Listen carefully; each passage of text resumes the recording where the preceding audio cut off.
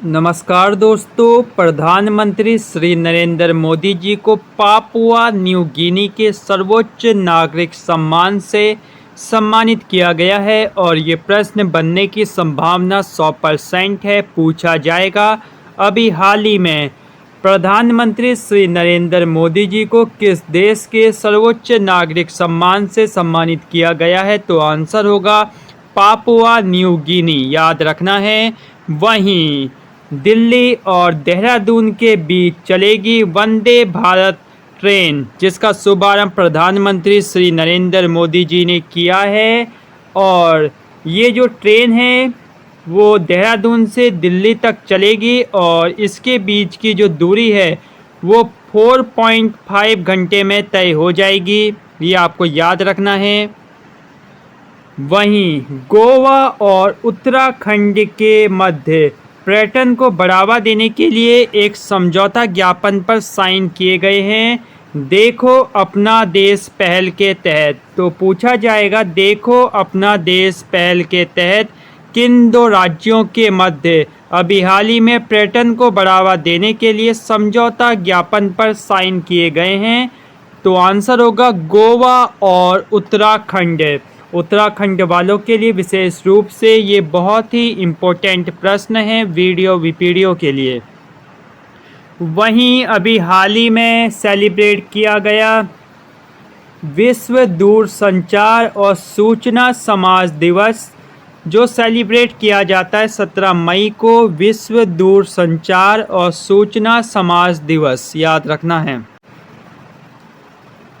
अभी हाल ही में ऑपरेशन ध्वस्त चर्चा का विषय बना रहा, जो राष्ट्रीय जांच एजेंसी ने हरियाणा पुलिस, पंजाब पुलिस और अन्य 8 राज्यों की पुलिस के साथ मिलकर ये ऑपरेशन चलाया।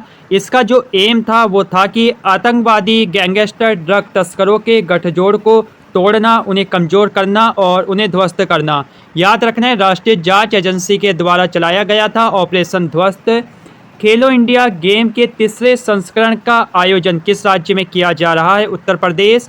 और हाल ही में जारी जेवलियन रैंकिंग में दुनिया का नंबर 1 खिलाड़ी कौन बना है? तो राइट आंसर नीरज चोपड़ा बने हैं जेवलियन रैंकिंग में दुनिया के नंबर 1 खिलाड़ी। मोस्ट इम्पोर्टेंट प्रश्न है। और वर्ष 2024 में पूछा गया है कि वर्ष 2024 में क्वाड लीडर समिट की मेजबानी कौन सा देश करेगा? तो वो करेगा भारत। आपको बताने वर्ष 2023 में क्वाड लीडर समिट की मेजबानी कौन सा देश कर रहा है? ऑप्शन है अमेरिका, ऑस्ट्रेलिया या इंग्लैंड। कमेंट में बता सकते हैं अपने आंसर। और वर्ष 2024 में क्वाड लीडर समिट की मेजबानी करेगा भारत। ये इंपॉर्टेंट है। और आपसे पूछा जाएगा कि कौन से मंत्रालय ने समर्थ अभियान चलाया है? पहले आपको इसका एम पता होना चाहिए। समर्थ अभियान का एम है ग्राम पंचायत स्तर पर डिजिटल लेन देन को बढ़ावा देने के लिए चलाया गया है समर्थ अभियान, जो चलाया है ग्रामीण विकास मंत्रालय ने। तो ग्रामीण विकास मंत्रालय ने समर्थ अभियान की शुरुआत की है, जो शुरू हुआ था 1 फरवरी 2023 से और ख़त्म होगा 15 अगस्त 2023 तक। आज़ादी के अमृत महोत्सव के अंतर्गत चलाया गया है ग्रामीण विकास मंत्रालय के द्वारा समर्थ अभियान, जिसका लक्ष्य 5000 ग्राम पंचायतों में डिजिटल लेन देन को बढ़ावा देना। याद रखना है, 1 फरवरी को चालू हुआ था, 15 अगस्त तक चलेगा और ग्रामीण विकास मंत्रालय के द्वारा चलाया जा रहा है समर्थ अभियान। वहीं नीति आयोग के शासी परिषद की 8वीं बैठक का आयोजन कहाँ किया गया? तो ये किया गया है नई दिल्ली में। इसका विषय था विकसित भारत @2047 टीम इंडिया की भूमिका। याद रखना है। वहीं खान मंत्रालय और IIT बॉम्बे के संयुक्त प्रयास में 29 मई को मुंबई में पहला खनन स्टार्टअप शिखर सम्मेलन आयोजित किया जाएगा। तो पूछा जाएगा, भारत का पहला खनन स्टार्टअप शिखर सम्मेलन कहाँ आयोजित किया गया? तो ये किया गया है मुंबई में।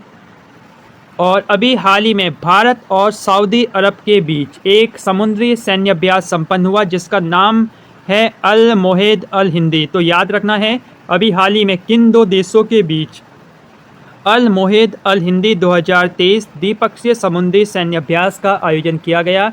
तो आंसर है भारत और सऊदी अरब। वहीं उत्तराखंड के ऋषिकेश में हुई 25 से 27 मई तक। ये याद रखना, ये सेकंड है। द्वितीय G20 भ्रष्टाचार विरोधी कार्य समूह की बैठक।